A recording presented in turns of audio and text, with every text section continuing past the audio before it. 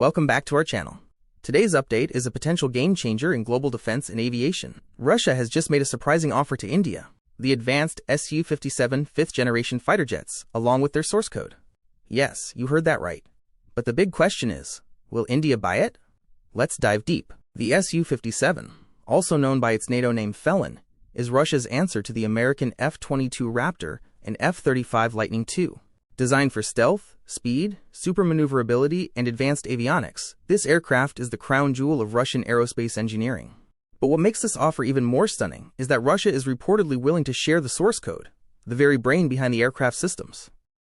That means India wouldn't just be buying planes. It would get unprecedented access to the technology behind them. This opens the door to local customization, integration of Indian systems, and future upgrades, something that Western countries usually hesitate to offer. But let's rewind a bit. Back in the early 2010s, India and Russia were supposed to jointly develop a version of the SU-57 under the FGFA, fifth-generation fighter aircraft program. However, due to disagreements over cost, performance, and technology transfer, India pulled out of the project in 2018. Since then, India has been focused on developing its indigenous fifth-gen fighter, the AMCA, Advanced Medium Combat Aircraft. So why is Russia offering the SU-57 again now, and with source code? Experts believe this is part of a strategic move. With sanctions limiting Russia's arms exports and growing defense ties between India and the West, Moscow wants to re-strengthen its defense partnership with New Delhi.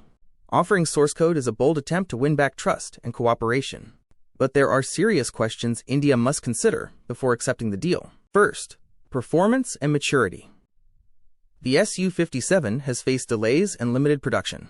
Only a few have entered service in the Russian Air Force. Critics question whether it's truly combat-ready or still in a semi-developmental phase. Second, cost versus capability.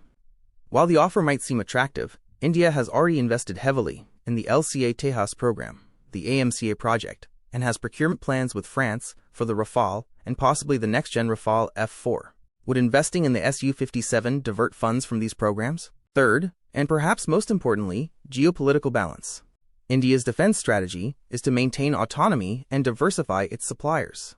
Accepting such a deep deal with Russia could raise eyebrows in Washington and Paris, especially at a time when India is increasingly seen as a strategic partner in the Indo-Pacific. However, there are benefits India cannot ignore.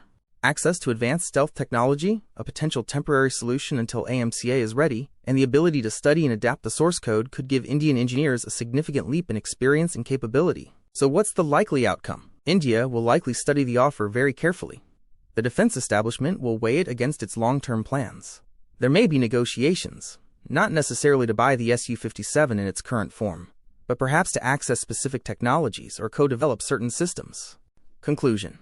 Russia's offer is bold and rare. Few countries offer fighter jets with full source code access.